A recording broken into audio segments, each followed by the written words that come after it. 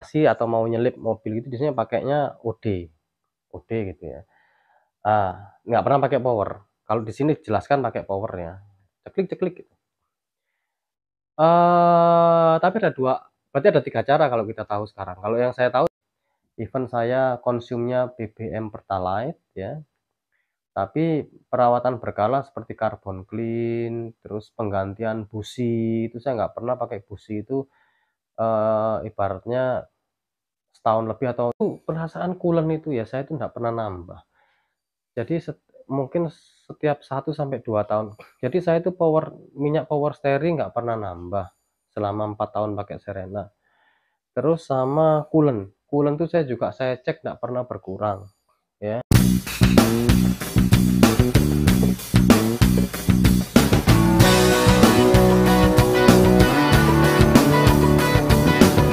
Halo, selamat datang kembali di channel Panci Papa NGko, channel yang membahas tentang otomotif, wisata, dunia hobi, serta peluang bisnis.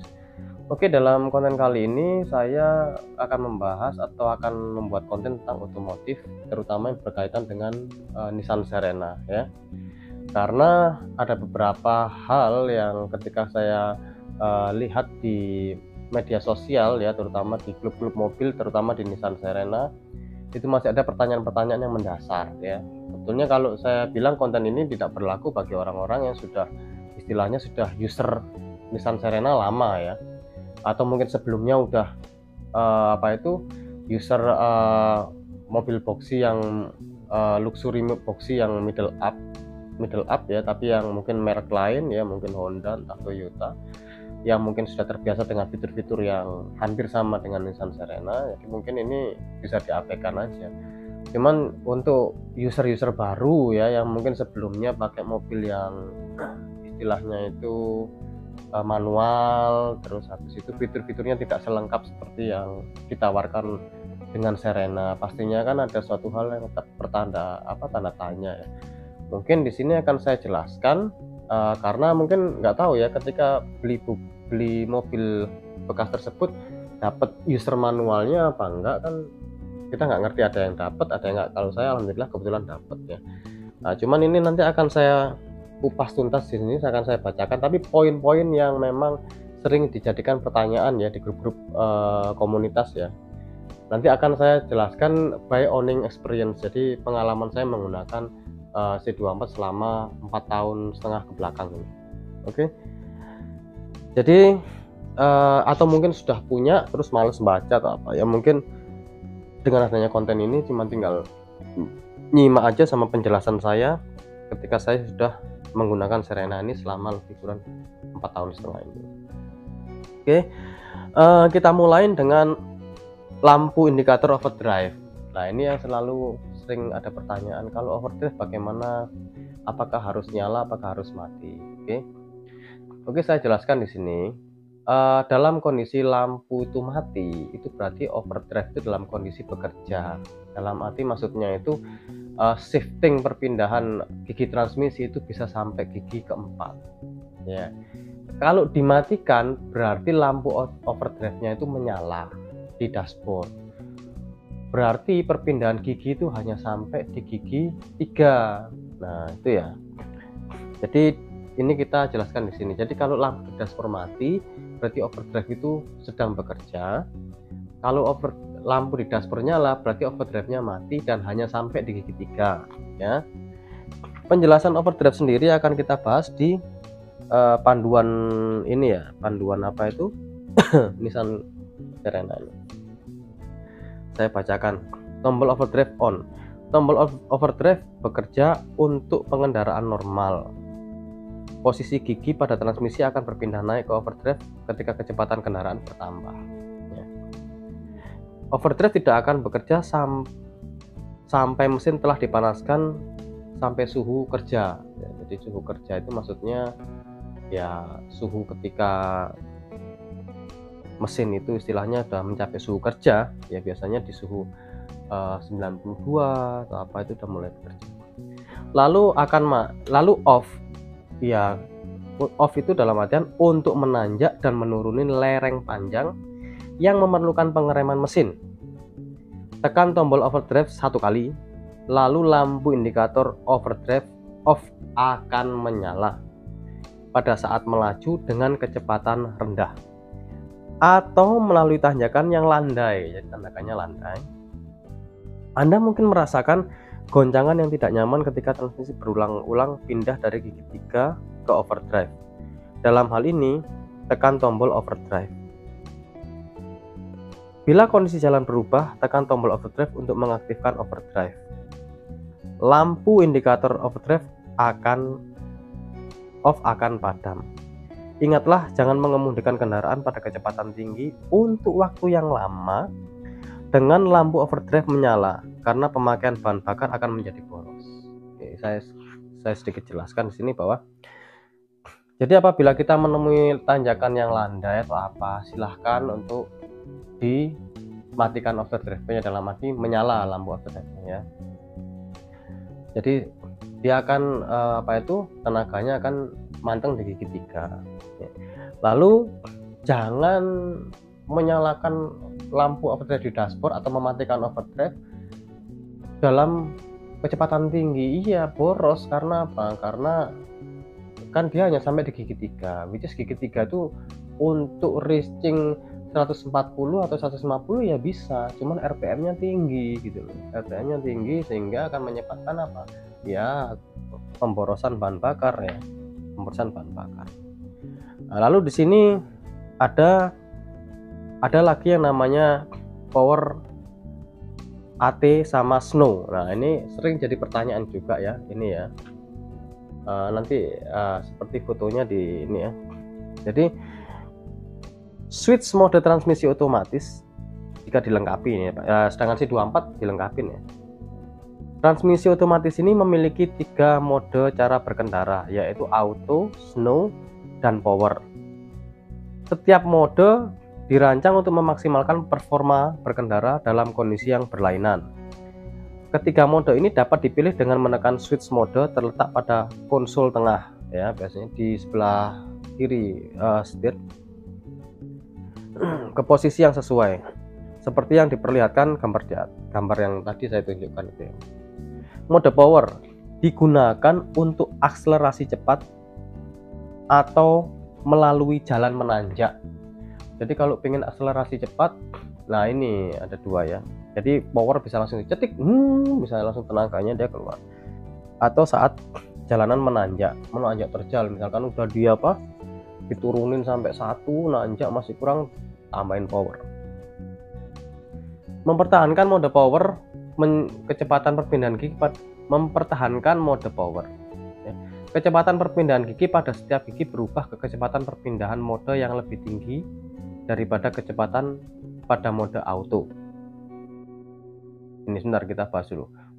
Jadi mode power ini adalah mempertahankan mode power, kecepatan perpindahan gigi pada setiap gigi berubah ke kecepatan perpindahan mode yang lebih tinggi daripada kecepatan mode auto. Oke, jadi maksudnya dia akan cari torsi yang besar ya, akan berpindah ke ini pengalaman pribadi saya menggunakan mode power ya. Jadi memang dia akan menyesuaikan ketika kecepatan tinggi butuh akselerasi itu sepertinya kalau bicara dengan gigi di sini berarti ya memang torsinya memang dapat gitu loh, kalau saya pernah mengalaminya, mencoba.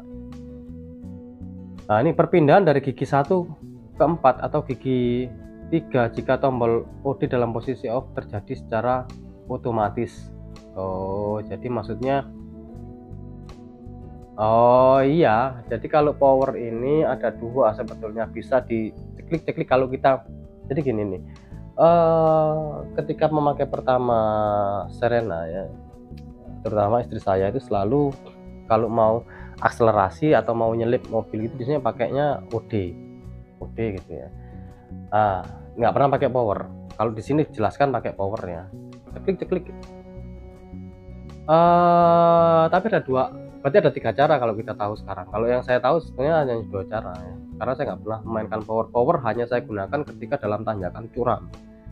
Itu pun hanya sekali waktu pertama kali dapat tahun 2018, dan ketika saya bepergian ke Pantai Pandawa, Bali.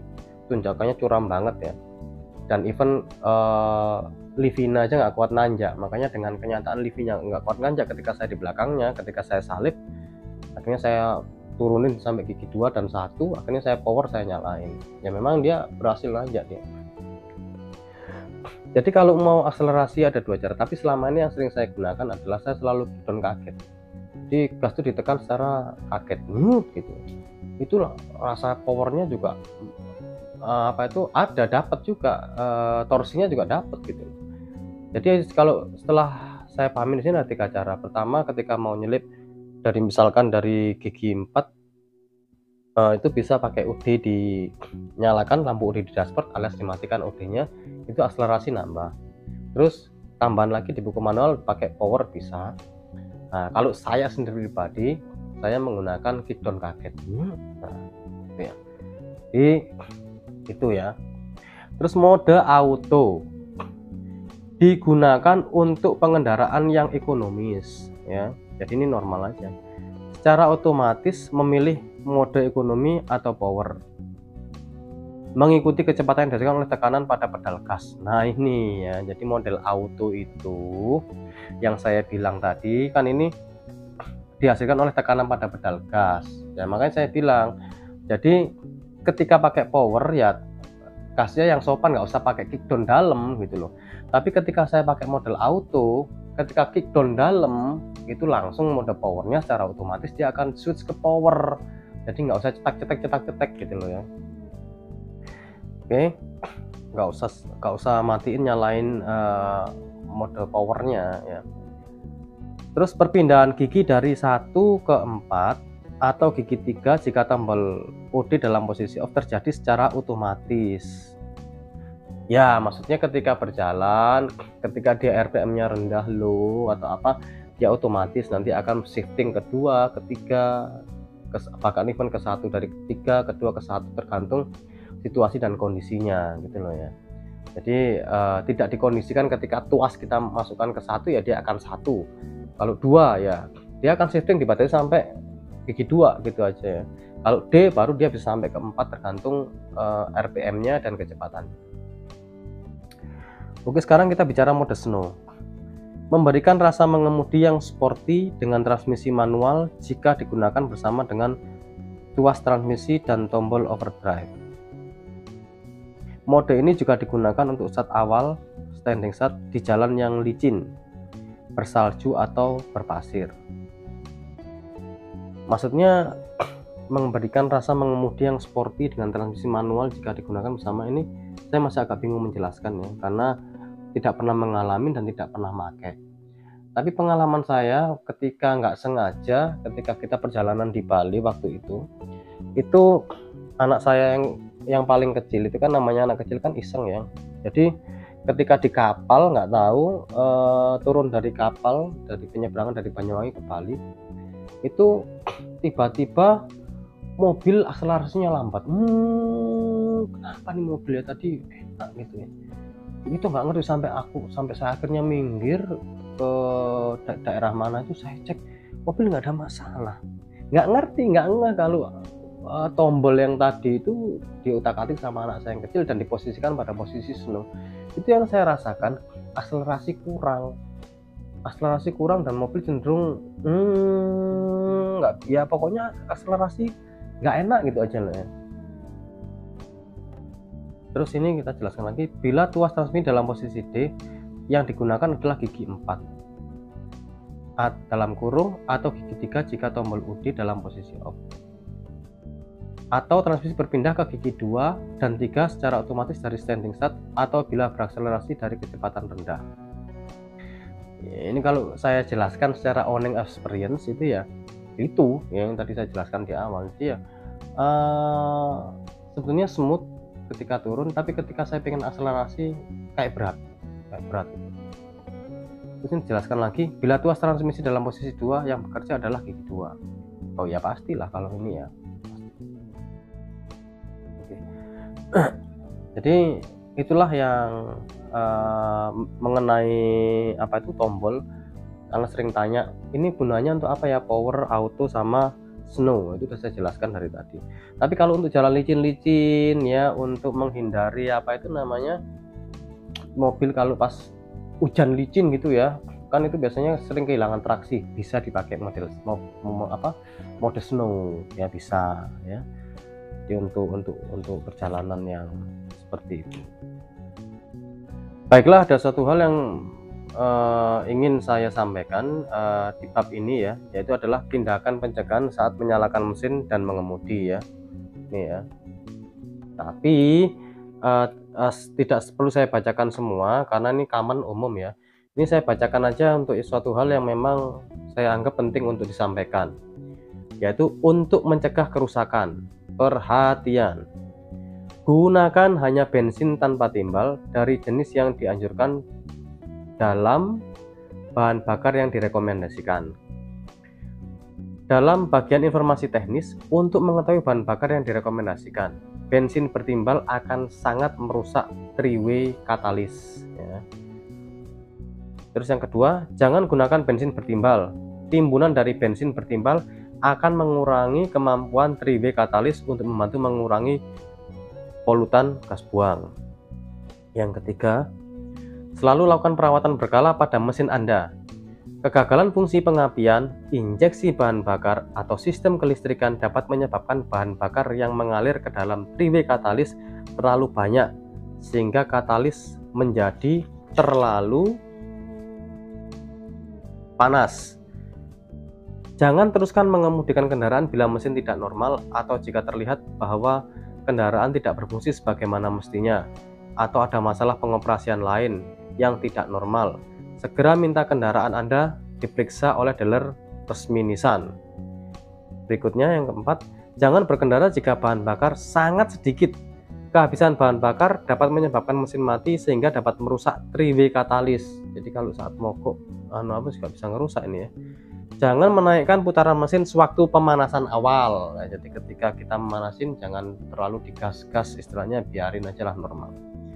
Jangan mendorong atau menarik kendaraan Anda untuk menyalakan mesin. Maksudnya secara manual, jangan didorong ataupun ditarik gitu ya. Oke, kita bahas di sini ya. Jadi yang menarik di poin nomor 3 ini ya, itu dimention bahwa selalu lakukan perawatan berkala pada mesin Anda. Kegagalan fungsi pengapian, injeksi bahan bakar, atau sistem kelistrikan dapat menyebabkan bahan bakar yang mengalir ke dalam three-way katalis terlalu banyak, sehingga katalis menjadi terlalu panas. Jadi ya memang perawatan berkala sangat penting ya. Karena kalau kita bicara three-way katalis, alhamdulillah udah 4,5 tahun ini saya pegang, saya tidak pernah mengalami kendala tentang three-way katalis ya. Even saya konsumnya BBM Pertalite ya, tapi perawatan berkala seperti carbon clean, terus penggantian busi itu saya nggak pernah pakai busi itu ibaratnya setahun lebih atau nunggu mati, nggak pernah. Saya selalu ganti busi itu ya paling lama 1 tahun, 1,5 tahun ya lain. Pengalaman saya paling lama 1 tahun setengah saya ganti semua. Terus kayak koil kemarin ada masalah itu karena memang berkarat, ini saya ganti semua 4. Jadi ternyata bisa menyebabkan kerusakan katalis ya, ini harus dipahami dalam tanda kutip juga. Oke, kita jelaskan sebenarnya fungsi kunci di sini gitu. Ini sama dengan mobil-mobil yang ini ya, yang umum ya, common ya. Ada lock, ada ACC on start ya, 1 2 3 4. Ini kalau kita lihat di sini ya akan saya jelaskan aja ya, mungkin ada juga di mobil-mobil lama yang enggak ada ya. Jadi lock posisi parkir normal itu ada di 0, nanti posisinya 0 ya. Kunci kontak kendaraan hanya dapat dicabut pada posisi ini ya, jadi memang hanya bisa dicabut di posisi 0, jadi ketika 0 bisa dicabut. Off 1, mesin dapat dimatikan tanpa mengunci roda kemudi ya, maksudnya ketika off 1 itu ketika yang di atasnya ya, memang betul saya rasakan ketika dia ada ceklik di belakang gini ya, ceklik, nah ini off, itu kondisi masih off ya, off 1 namanya ya. Itu mesin dapat dimatikan tanpa mengunci roda kemudi. Maksudnya kan kalau di nol itu kan bisa dikunci roda kemudinya, tapi di off 1 itu nggak ngunci, tapi mesin bisa mati, cuman kunci nggak bisa dicabut. Terus ACC aksesoris 2, posisi ini menyalakan aksesoris listrik seperti radio sementara mesin tidak dinyalakan ya, kalau kita lagi nunggu atau apa, tapi saya tidak menyarankan karena bisa menyebabkan aki soak ya. Jadi sebenarnya bisa kalau aki kita dalam kondisi prima, mesin mati terus kita menyalakan, kita on kan kedua gitu ya, itu bisa. Terus on, posisi operasi normal 3 ya, posisi ini menyalakan sistem pengapian dan aksesori listrik. Jadi kalau kita masukkan, saya biasanya nih ya, klek klek klek, nah saya nyalakan sampai 3, saya diamin dulu tuh ya, begitu ada bunyi nah udah klek klek, ada kayak ada yang apa itu nutup atau apa gitu, baru saya nyalakan ke 4 start, zeng gitu ya. Posisi ini menyalakan mesin. Begitu mesin menyala, kalau kita lepas kuncinya ini ya, segera lepaskan kunci kontak akan otomatis kembali ke posisi on. Jadi akan kembali lagi ke on. Pada model-model transmisi otomatis dengan tombol pelepas tuas transmisi dirancang agar tidak dapat dipindahkan dari posisi P dan ke posisi gigi lain jika kunci kontak diputar ke ACC atau ke off, atau jika kunci dicabut dari lubang kunci kontak. Tuas transmisi hanya dapat dipindahkan jika kunci kontak berada dalam posisi on dan pedal rem kaki diinjak ya. Oke, sekarang kita bicara mengenai masa menyalakan mesin ya. Saat menyalakan mesin, gunakan rem parkir. Pertama, gunakan rem parkir, ini ya, di bab ini ya kita bahas ya. Oke. Gunakan rem parkir. 2, pindahkan tuas transmisi ke posisi P ya, atau N, atau posisi N. P lebih baik. Jadi artinya ini ya, bentarnya ada yang bold hitam. Tuas transmisi tidak dapat dipindahkan dari posisi P dan ke posisi gigi lain jika kunci kontak diputar ke ACC atau off, atau jika kunci kontak dicabut dari lubang kunci kontak. Model yang dilengkapi dengan tombol pembebas tuas transmisi yang ada tombolnya merah itu ya. Kalau kita lihat di transmisi ada tombol merah ya, seperti ini nih gambarnya nih. Starter dirancang untuk bekerja jika tuas transmisi berada pada posisi R, D, 2, dan 1 ya. Jadi maksudnya itu, kalau kita bahas di poin 2 ini, sebetulnya mesin itu bisa dinyalakan pada posisi P dan pada posisi N ya. Jadi kalau kita misalkan habis berhenti gitu ya, terus mesin kita matiin, terus kita nggak ngepin nih, sebenarnya mesin bisa dinyalakan di posisi N, jadi nggak usah khawatir gitu loh. Karena di sini dimension tidak dijelaskan bahwa kita harus menyalakan mesin pada posisi tuas ke posisi P, enggak. Tapi saya sendiri tidak pernah pernah. Jadi ketika N saya nyalakan pernah ya, sering ya. Terus yang ketiga,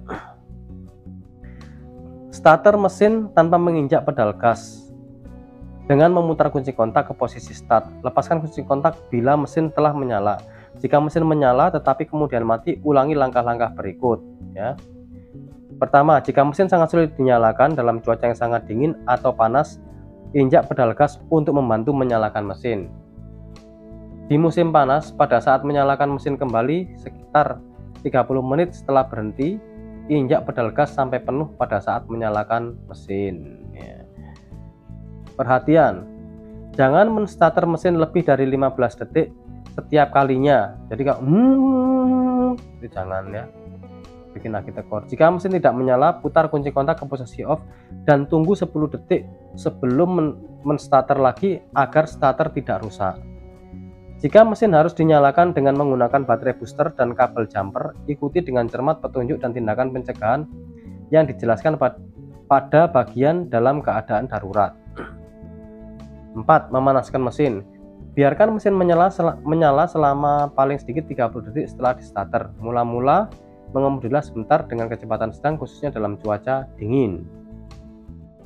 Oke. Sekarang kita bicara prosedur penyalaan konten ini berdasarkan owning experience, pengalaman pribadi. Jadi sebenarnya sudah saya bikin konten ya, ketika mesin dalam kondisi dingin itu RPM-nya menunjukkan angka berapa, ketika mesin udah panas menunjukkan angka berapa ya. Jadi kalau dalam kondisi dingin itu biasanya 1400, ketika dalam kondisi mesin sudah panas itu sekitar 700, tapi kalau AC nyala sekitar 800-900 lah ya dalam kondisi idle. Itu kalau kita menyalakan mesin, biasanya saya sih nunggu panas sampai dari 1400 dalam kondisi dingin turun sampai 900 dalam kondisi AC saya nyalakan, baru saya masukkan gigi ya. Kenapa? Karena kalau misalkan dengan RPM yang tinggi kita memasukkan gigi di tuasnya kita pindah gitu ya, itu akan mempengaruhi keausan di gigi transmisi itu sendiri. Jadi makanya penting ini untuk diperhatikan bahwa usahakan ketika kita memasukkan gigi Porsneleng matic itu di RPM di bawah 1000 atau maksimum 1000 lah ya, supaya tidak terjadi hentakan ya yang akan merusak gigi-gigi di transmisi matic tersebut ya. Jadi pengalaman saya ketika menyalakan mesin itu ya yang bisa saya share kepada rekan-rekan semua ya. Oke. Ini di sini coba kita bahas lagi mengenai ini nih ya, mengemudi dengan transmisi otomatis. Kita bahas sini ya. Mulai mengemudikan kendaraan ya. Setelah menyalakan mesin, injak pedal rem sampai penuh sebelum memindahkan tuas transmisi ke posisi D, R, 2 atau 1. Pastikan bahwa kendaraan benar-benar berhenti sebelum mencoba memindahkan tuas transmisi. Jadi misalkan yang dimaksud itu ketika kita habis maju pengen mundur atau parkir gitu ya, usahakan memang posisinya mobil nggak ada tenaga sisa maju dikit gitu ya. Jadi kalau udah berhenti baru pindahkanlah ke R sehingga dia mundur. Begitupun juga sebaliknya.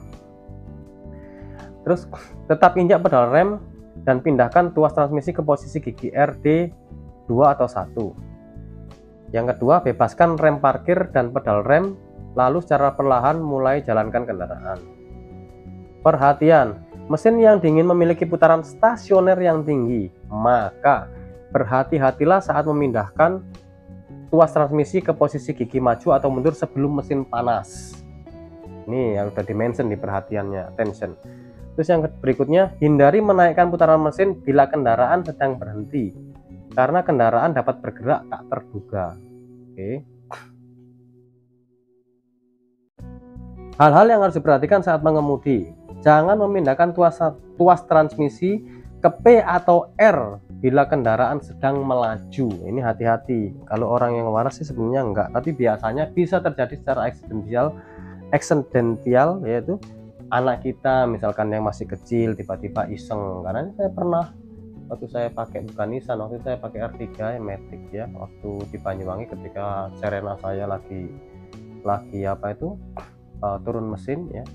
Waktu itu kan udah saya ceritain sebelumnya, saya akhirnya pulang ke Banyuwangi pakai R3. Nah, kalau Serena kan anak saya kadang susah nggak apa ini ya. Selain itu kan mata kita kan tahu kalau anak kita tangannya lagi mesin. Tapi kalau R3 kan kita pandangannya ke depan, tuasnya tiba-tiba sama anak saya dipindah gitu kan. Itu bisa terjadi. Waktu itu udah gigi 1, udah D maksudnya, udah tinggal gas, lu kok nggak jalan, nggak taunya dipindah lagi ke N. Untungnya ke N. Coba kalau ke R, nggak mundur tuh mobil ya. Terus ini, menyalakan mesin hanya pada posisi tuas transmisi P atau N. Mesin tidak akan menyala dalam posisi lain. Jika menyala, periksakan keadaan Anda pada dealer resmi Nissan. Jadi memang tuas transmisi itu bisa dinyalakan, mesin bisa dinyalakan ketika tuas transmisi pada posisi P atau N di Nissan Serena ya. Pindahkan tuas transmisi ke posisi N dan gunakan rem parkir bila kendaraan akan berhenti dalam waktu yang cukup lama. Biarkan mesin menyala pada putaran stasioner pada saat memindahkan tuas transmisi dari N ke posisi gigi R, D, 2 atau 1. Maksudnya jangan digas. Jadi stasioner aja ketika kita memindahkan, jangan digas karena takutnya nanti ada hentakan, itu tadi yang saya jelaskan. Bila berhenti di tanjakan, gunakan kedua rem, yaitu dalam kurung tuas transmisi pada posisi N. Jadi jangan memposisikan mesin dalam posisi D dalam tanjakan untuk menahan kendaraan. Karena apa? Di sini dijelaskan agar transmisi tidak terlalu panas. Jadi yang membuat transmisi panas ketika tanjakan posisinya masih D aja untuk mencegah mobil mundur, itu salah. Tetap masukkan ke posisi N, lalu handremnya diinjek gitu ya. Ketika mau jalan ya handrem dilepas, baru masukkan rem diinjak, atau rem nggak usah diinjak, jadi langsung masukkan ke D, handrem dilepas. Kalau saya sih begitu, kalau saya ya.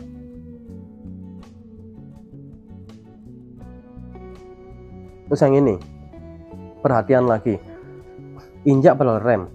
Memindahkan tuas transmisi ke D, R2 atau 1 tanpa menginjak pedal rem dapat menyebabkan kendaraan bergerak perlahan bila mesin dalam keadaan menyala. Pastikan bahwa pedal rem diinjak sampai penuh dan kendaraan benar-benar berhenti sebelum memindahkan posisi tuas transmisi ke posisi tersebut. Oke, terus ini, pastikan posisi tuas transmisi. Pastikan bahwa tuas transmisi berada pada posisi yang diinginkan, D2, 1, digunakan untuk bergerak maju dan R untuk mundur. Lalu bebaskan rem parkir dan pedal rem, injak pedal gas untuk mulai mengemudikan kendaraan dan memasuki lalu lintas. Hindari mengemudikan kendaraan secara tiba-tiba dan memutar ban secara cepat. Hindari menaikkan putaran mesin bila kendaraan sedang berhenti. Ya maksudnya itu loh, ngegas itu loh kan, berhenti itu loh. Hal ini dapat menyebabkan kendaraan bergerak tak terduga jika tuas transmisi berada dalam posisi D, R, 2 atau 1, atau dapat merusak mesin jika dalam posisi N atau P. Jadi bisa merusak mesin ternyata ketika kita menginjak gas ya, istilahnya blayer lah ya, bisa merusak. Panaskan mesin. Karena putaran sesoner mesin lebih tinggi bila mesin dingin, Anda harus sangat berhati-hati saat memindahkan tuas transmisi ke posisi gigi jalan, yaitu R, D, 2, dan 1, segera setelah menyalakan mesin. Oke, parkir kendaraan.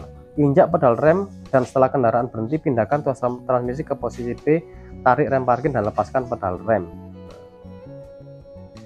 Terus ini yang penting lagi, memindahkan tuas transmisi otomatis. Gunakan P, park ya. Gunakan posisi ini bila kendaraan diparkir atau pada saat menyalakan mesin. Selalu pastikan bahwa kendaraan benar-benar berhenti. Untuk keamanan maksimum, injak pedal rem lalu tekan tombol tuas transmisi dan pindahkan tuas ke posisi P.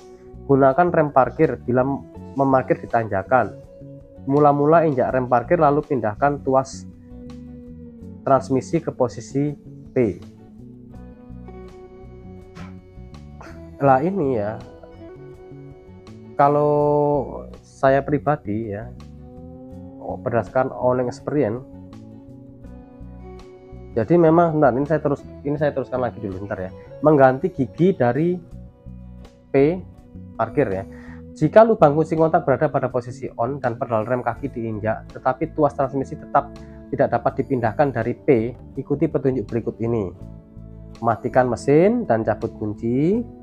Lalu kedua, gunakan rem parkir, masukkan kembali kunci kontak dan putar searah jarum jam ke posisi pertama ACC.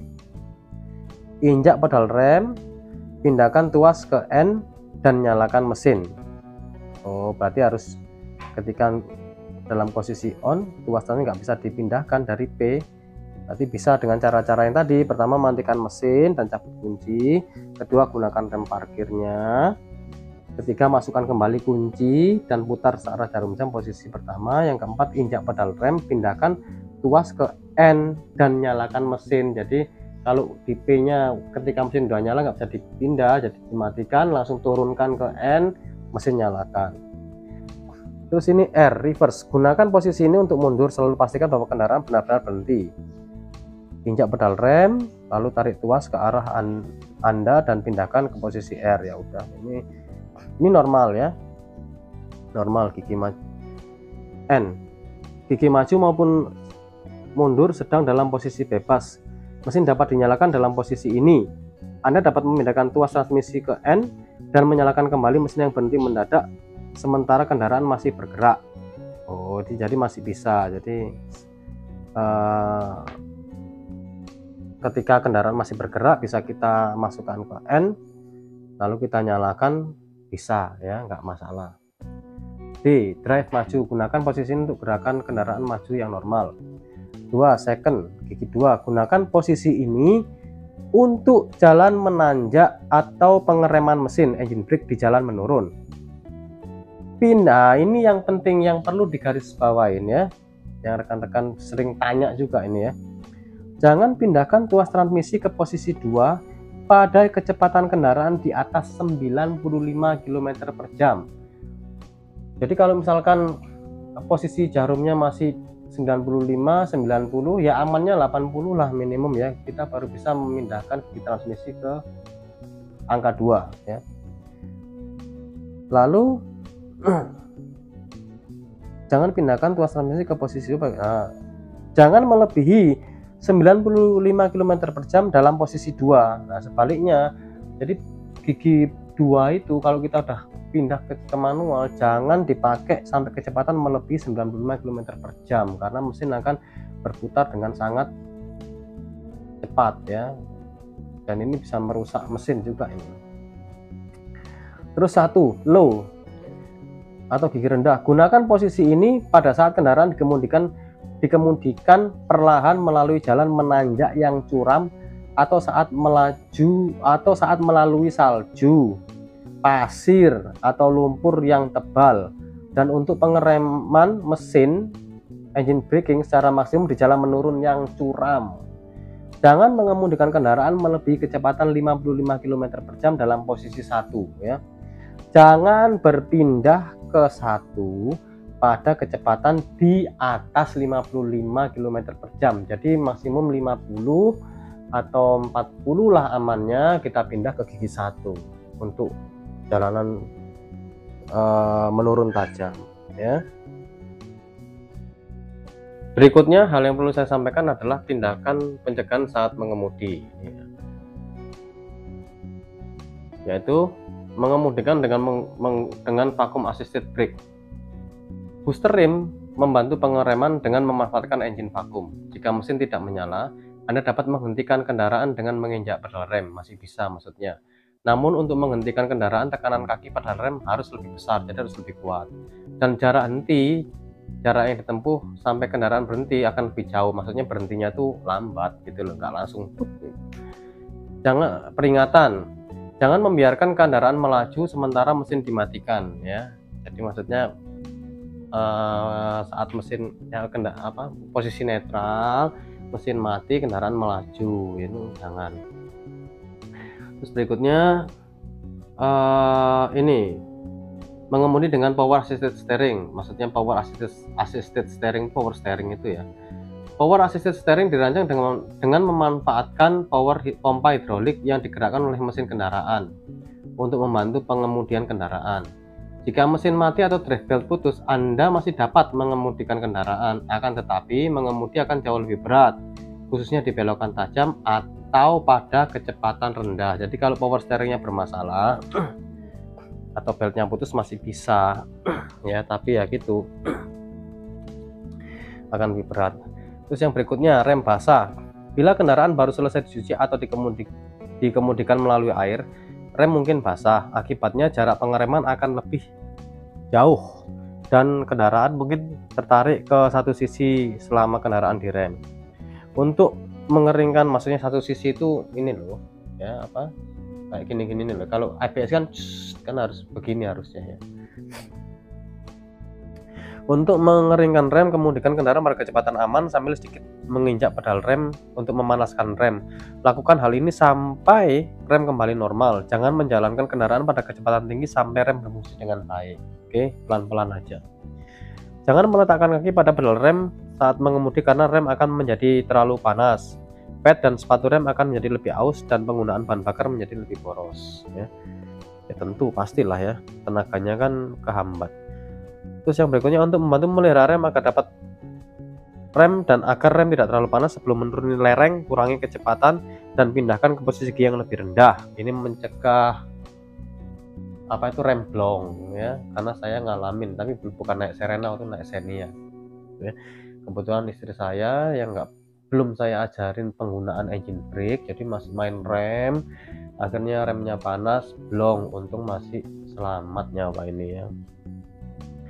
Oke, yang berikutnya, bila mengemudikan kendaraan di jalan yang licin, berhati-hatilah saat mengerem, menambah kecepatan kendaraan, atau memindahkan tuas transmisi ke gigi yang lebih rendah. Mengerem secara tiba-tiba atau menambah kecepatan dengan tiba-tiba dapat membuat roda slip ya. Oke, busi sekarang. Busi yang dipasang oleh pabrik pada kendaraan Anda dirancang untuk memenuhi kondisi pengemudian yang normal ya. Jika kendaraan Anda digunakan dalam salah satu kondisi berikut ini, kami menganjurkan agar dipasang busi opsional dengan kisaran panas yang sesuai. Ini diskusikan dulu dengan orang bengkel ya, terutama bengkel Nissan atau orang-orang bengkel biasa tapi yang paham benar tentang Nissan. 1. Bila kendaraan digunakan terutama untuk perjalanan jarak pendek sehingga mesin tidak bekerja cukup lama untuk mencapai suhu operasi normalnya, gunakan busi hot type ya. Yang kedua, bila kendaraan kerap kali digunakan dengan throttle terbuka lebar untuk waktu yang lama, gunakan busi cool type ya. Untuk mengetahui tipe-tipe busi, hubungi dealer resmi Nissan Anda. Jadi maksudnya yang ke satu ini bila kendaraan digunakan terutama untuk perjalanan jarak pendek ya. Kalau yang kedua ini bila kendaraan kan digunakan dengan throttle terbuka lebar untuk waktu yang lama, maksudnya tuh luar kota, speed tinggi dan lain sebagainya, itu loh maksudnya. Kalau ini mungkin yang pertama itu maksudnya dalam kota-kota gitu ya. Oke. Ada hal penting yang perlu saya sampaikan juga, khususnya untuk pemula ya, terutama yang baru punya mobil. Nah, ini yang penting ya. Jadi untuk oli mesin, baru punya mobil terus ngambil Serena C24. Nah, ya, oke, kita lanjut ya. Jadi memeriksa ketinggian oli mesin, parkir kendaraan di tempat yang datar dan gunakan rem parkir ya supaya nggak jalan. 2. Nyalakan mesin sampai mencapai suhu operasi. Jadi dinyalakan dulu mesinnya. Jadi nggak bisa ngecek oli itu dalam kondisi, ya bisa dalam kondisi dingin, patokannya ada ya, tapi lebih akurat seperti inilah ya. Matikan mesin, tunggu lebih dari 10 menit agar oli kembali ke karter oli pan. Jadi setelah dipanaskan, tunggu ya let's say 10 menit sampai oli itu turun semua ke karter ya. Cabutlah batang pengkur dan lap sampai bersih. Jadi dicabut, dilap dulu sampai bersih. Masukkan kembali sedalam mungkin seperti semula. Keluarkan lagi batang pengkur dan periksa ketinggian oli. Ketinggian oli seharusnya berada di antara tanda H dan L. Jika ketinggian oli di bawah L, buka tutup lubang pengisian oli dan tuangkan oli yang direkomendasikan melalui lubang itu. Jangan mengisi melebihi kapasitas yang ditetapkan. Ya, misalkan H, di atasnya H. Ya, yang lebih baik ya di tengah-tengah ya. Terus periksa kembali ketinggian oli dengan batang pengukur seperti itu ya. Nah, perhatian, ketinggian oli harus diperiksa secara teratur. Jika kendaraan dijalankan dengan jumlah oli yang tidak memadai, mesin akan rusak dan kerusakan ini tidak tercakup dalam garansi. Menambah oli di antara waktu-waktu penggantian oli atau selama masa penggunaan awal kendaraan adalah normal. Jadi menambah oli di antara waktu-waktu penggantian oli, misalkan penggantian oli 5.000 km, ternyata kita nambah di 3.000 km atau 4.000 km, itu adalah suatu hal yang sah-sah saja gitu loh.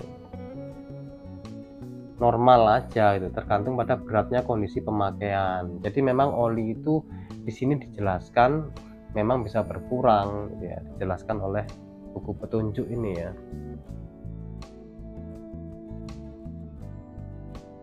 Berikutnya kita akan bahas mengenai minyak power steering ya. Jadi di sini minyak power steering ya, sama minyak rem akan kita bahas ya. Ini penting ya.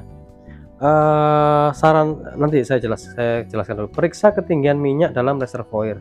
Ketinggian minyak harus diperiksa menggunakan batasan hot pada reservoir minyak ketika minyak bersuhu 50 sampai 80 derajat ya. atau menggunakan batasan cold pada reservoir minyak ketika suhu minyak 0 sampai 30 derajat.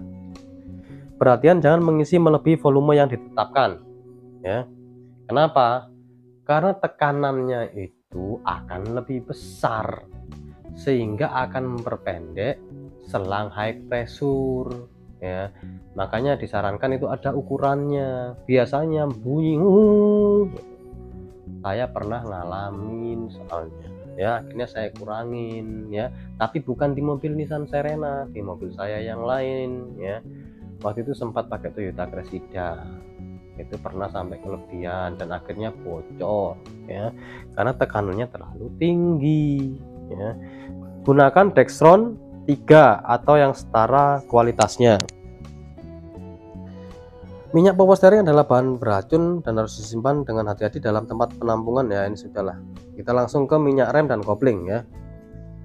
Periksa ketinggian minyak dalam reservoir. Jika ketinggian minyak di bawah garis min, nah ini ya, ada garisnya ini ya,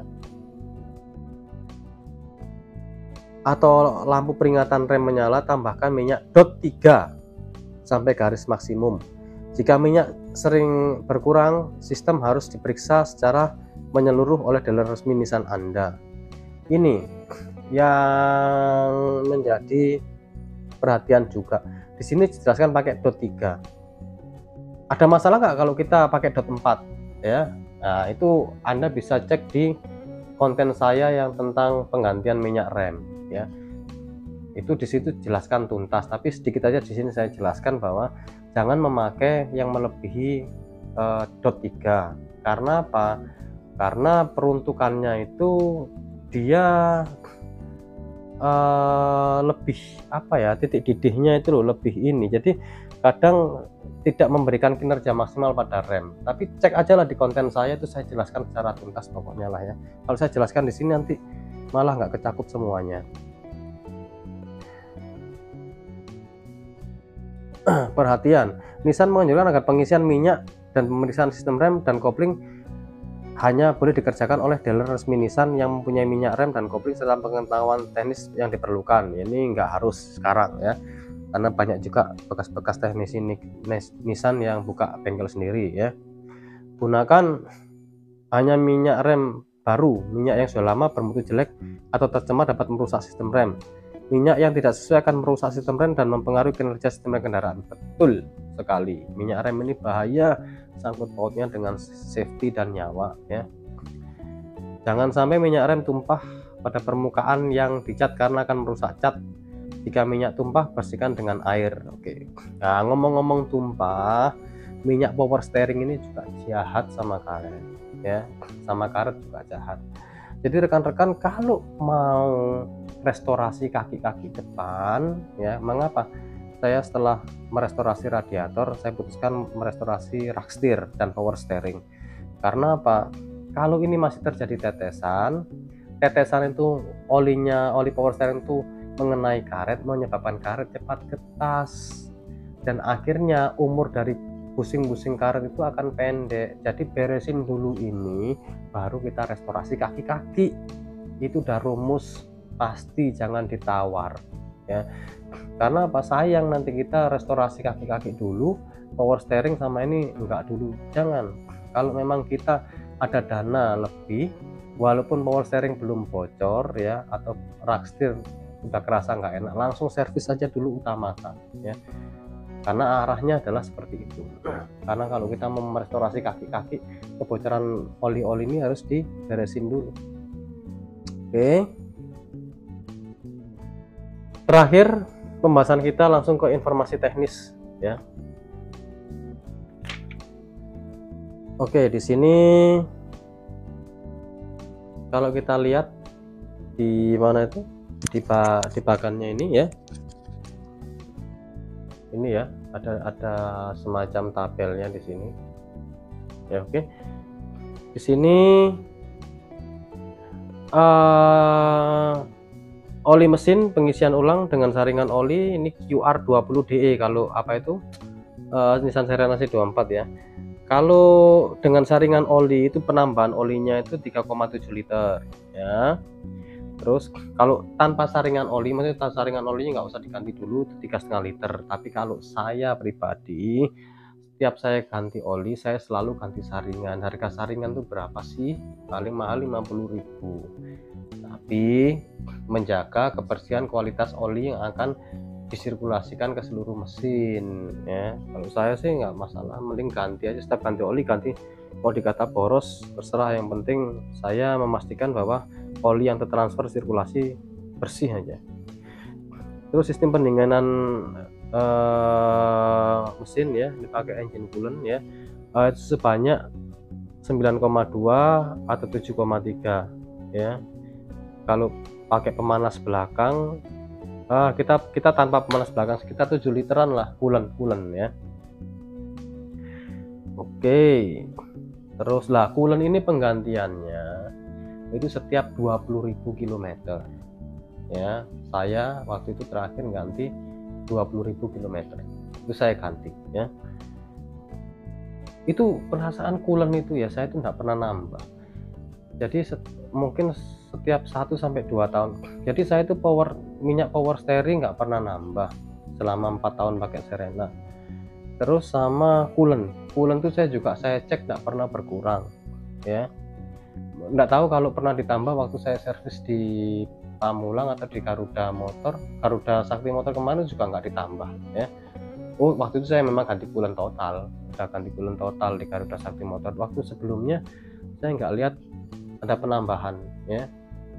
Nggak tahu kalau pas saya keluar terus ditambah, tapi saya pribadi tidak pernah menambah. Itu adalah bukti bahwa sistem pendinginan kita dalam kondisi baik. Kalau misalkan selalu berkurang, nah itu berarti Anda harus cek adakah kebocoran ya, entah kebocoran di radiatornya, entah di bawah, di radiator atas, radiator bawah, atau selang-selang, atau di seal kipas pompanya ya, water pumpnya. Ini yang bahaya, silent killer ya. Jadi bercurigalah, karena saya sendiri selama memakai 4 tahun radiator coolant itu tidak pernah nambah secara pribadi ya.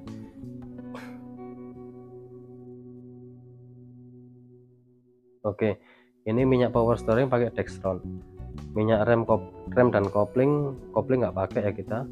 Itu pakai DOT 3 ya.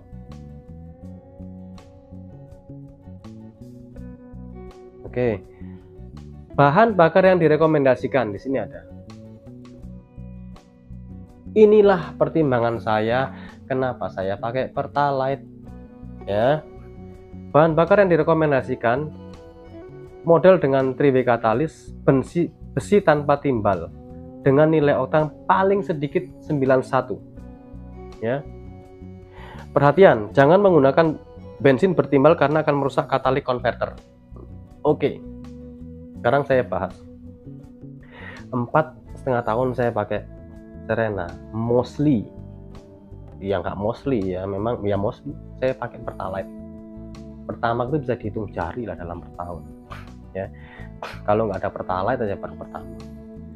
Kenapa saya tenang-tenang aja ya, karena saya udah baca buku manualnya bahwa pemakaian RON 91 lah. Pertama kan 90, beda cuma 1 aja nggak masalah menurut saya, asalkan carbon clear terus saya lakukan gitu loh. Karena kan kalau RON-nya di bawah ini kan kompresinya tinggi, misalkan 10:1. Kalau Nissan Serena kan 9,9 atau 10:1. Itu kan harus pakai RON 92 ya. Sedangkan ini minimum di buku manualnya aja 91 gitu loh. Jadi kalau pakai 90 itu kan yang saya khawatirkan knocking itu kan ngelitik. Jadi dia itu ada ya, saya bahas di konten Panji tentang mesin ngelitik, silakan dicek, saya jelaskan tuntas pokoknya. Jadi karena saya rajin carbon clean, jadi supaya mesin tulang bakar itu bersih sehingga mencegah bensin terbakar sendiri, knocking. Ya makanya setiap 6 bulan atau 7 bulan, yang saya pernah kan sampai 8 bulan mesin saya ngelitik, setelah saya carbon clean ngelitiknya hilang walaupun pakai Pertalite ya itu. Jadi mesin saya nggak pernah ngelitik selama carbon clean saya lakukan, dan akselerasi nggak pernah lemot ya. Kalau buat speeding buat apa nggak masalah. Jadi don't worry kalau pemakai C24 pakai Pertalite. Baiklah, yang terakhir kita langsung ke spesifikasi mesin ya. Saya bacakan saja. Tipe mesinnya ada DOHC double overhead camshaft ya, 4 silinder inline ya, diameter kali langkah 89. Nanti saya langsung show aja di atas lah ya, saya foto, saya show aja ke rekan-rekan. Businya supaya nanti jelas itu businya apa, untuk dicatat lagi karena ini penting ya, jangan pakai busi-busi yang lain karena sudah distandarkan oleh pabrik. Lalu putaran stasioner di posisi N700, yang perlu poin-poin penting aja yang perlu saya sampaikan. Oke rekan-rekan, itulah sekilas mengenai pembahasan buku manual book ya, model series buku panduan pemilik kendaraan ya, dan saya padukan dengan pengalaman saya pribadi merawat Nissan Serena C24 sebagai user selama 4 tahun setengah. Jadi mudah-mudahan bagi rekan-rekan yang memang pemula sekali, pertama kali ngangkat C24, mudah-mudahan ini bisa jadikan suatu referensi.